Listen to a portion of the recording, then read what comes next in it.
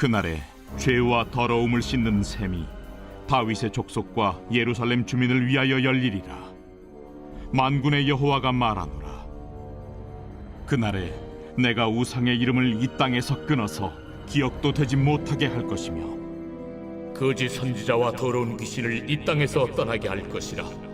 사람이 아직도 예언할 것 같으면 그 나온 부모가 그에게 이르기를 네가 여호와의 이름을 빙자하여 거짓말을 하니 살지 못하리라 하고, 나온 부모가 그가 예언할 때에 칼로 그를 찌르리라. 그날에 선지자들이 예언할 때에 그 환상을 각기 부끄러워할 것이며 사람을 속이려고 토롯도 입지 아니할 것이며 말하기를 나는 선지자가 아니요 나는 농부라. 내가 어려서부터 사람의 종이 되었노라 할 것이요. 어떤 사람이 그에게 묻기를 내 두 팔 사이에 있는 상처는 어찌 됨이냐 하면 대답하기를 이는 나의 친구의 집에서 받은 상처라 하리라. 만군의 여호와가 말하노라. 카라 깨어서 내 목자 내 짝된 자를 치라. 목자를 치면 양이 흩어지려니와 작은 자들 위에는 내가 내 손을 들이우리라. 여호와가 말하노라. 이 온 땅에서 3분의 1은 멸망하고 3분의 1은 거기 남으리니 내가 그 3분의 1을 불 가운데에 던져 은같이 연단하며 금같이 시험할 것이라. 그들이 내 이름을 부르리니 내가 들을 것이며 나는 말하기를 이는 내 백성이라 할 것이요 그들은 말하기를 여호와는 내 하나님이시라 하리라.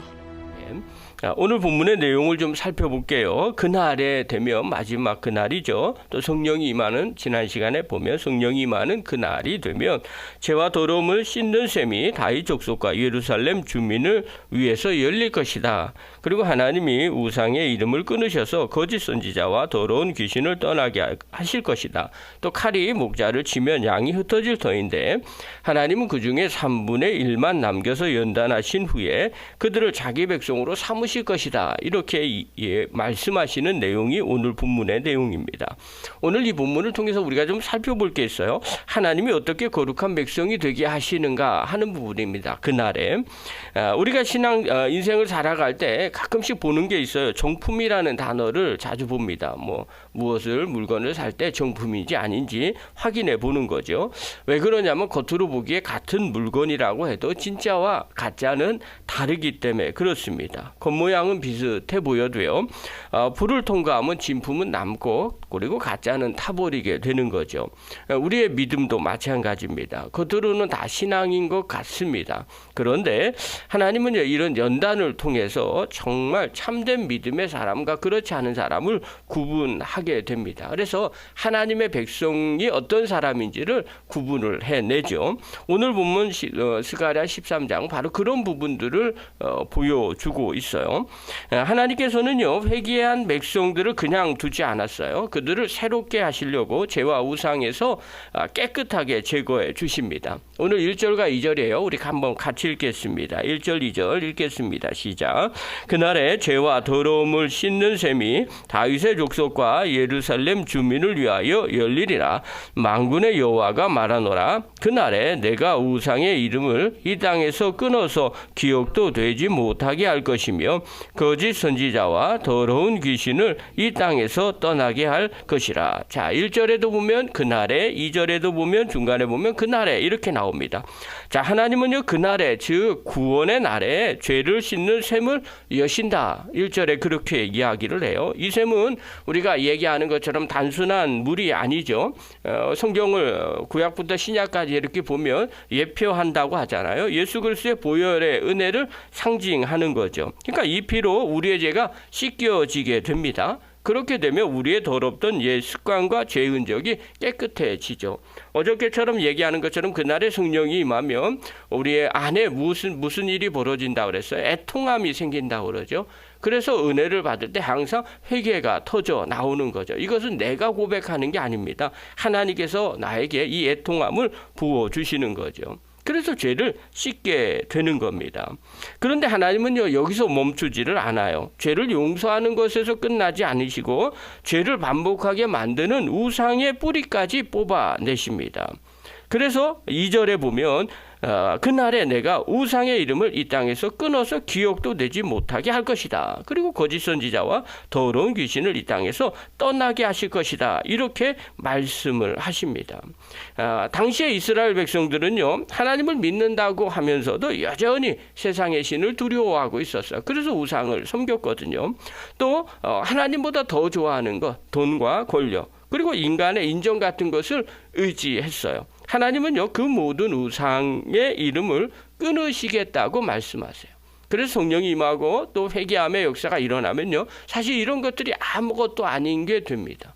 오로지 하나님만 바라보게 되죠. 이것이 바로 참된 회복의 시작이에요. 하나님은요, 우리의 죄를 용서하시는 것뿐만 아니라 또 우상으로부터 깨끗하게 하시겠다고 하죠. 그래서 하나님의 백성을 삼으시는 거예요.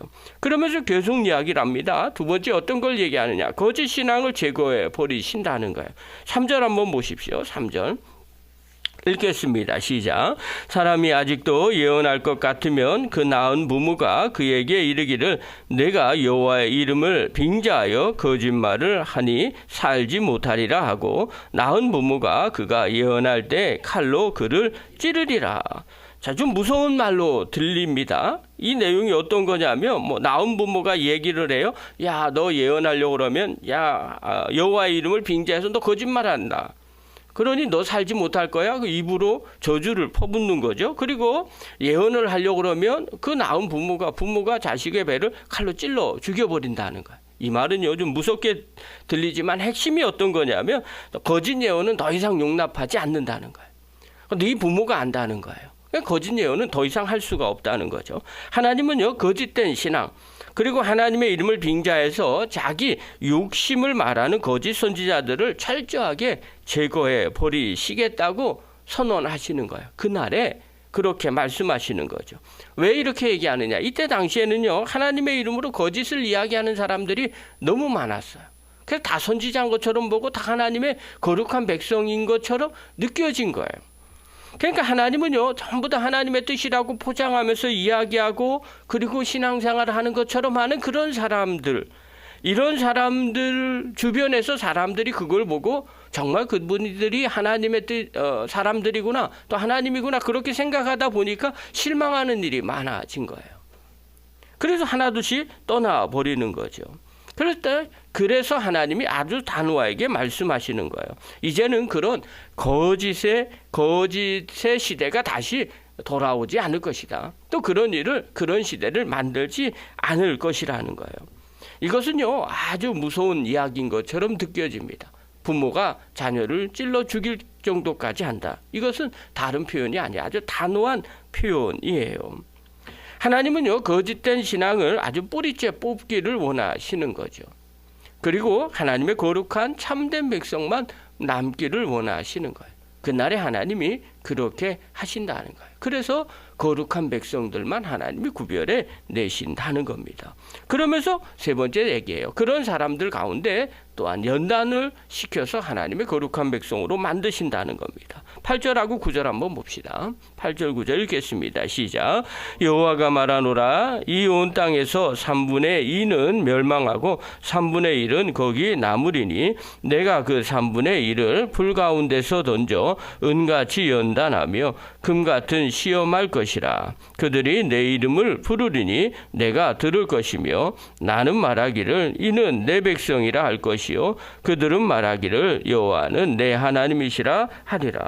하나님께서 이렇게 하는 거죠. 남은 자들을 어떻게 해요? 불 가운데로 던져버리시더라는 거예요. 우리가 다 알죠. 이 불은요, 심판의 불이 아니라 정결케 하는 불이라는 거예요. 은과 금이 불을 통과해야만 불순물이 제거되고 진짜 빛나게 되는 거죠.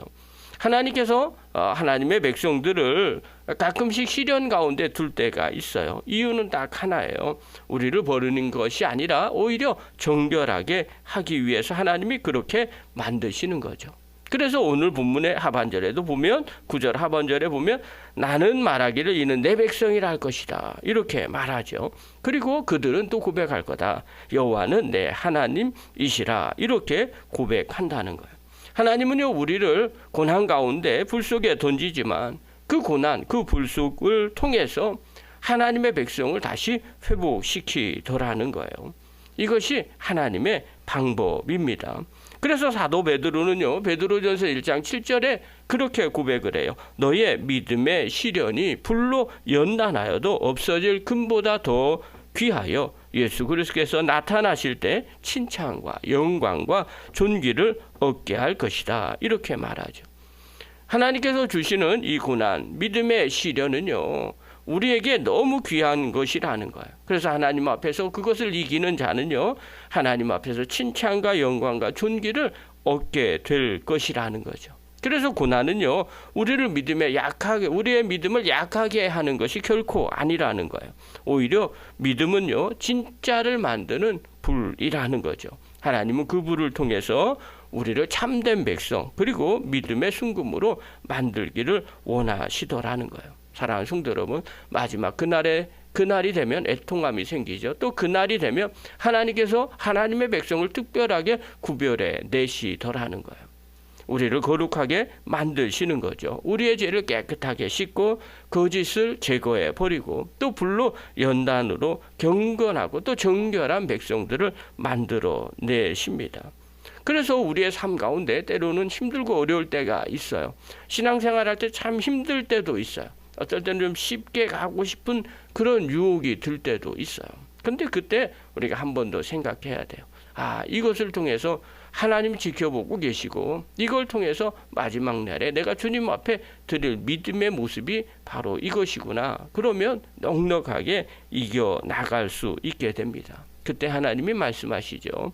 너는 내 백성이라. 그리고 우리는 또 고백하게 되겠죠. 하나님은 정말 나의 주인이십니다. 이렇게 고백할 수 있게 됩니다. 사랑하는 성도 여러분, 이것이 하나님이 당신의 백성을 만드는 방법이라는 걸 늘 기억하시고 주님 앞에 회개하고 또 하나님 고짓을 제하여 버리시고 또 연단을 넉넉하게 이겨나가서 믿음으로 승리하는 하나님의 거룩한 종들 되기를 간절히 축원합니다.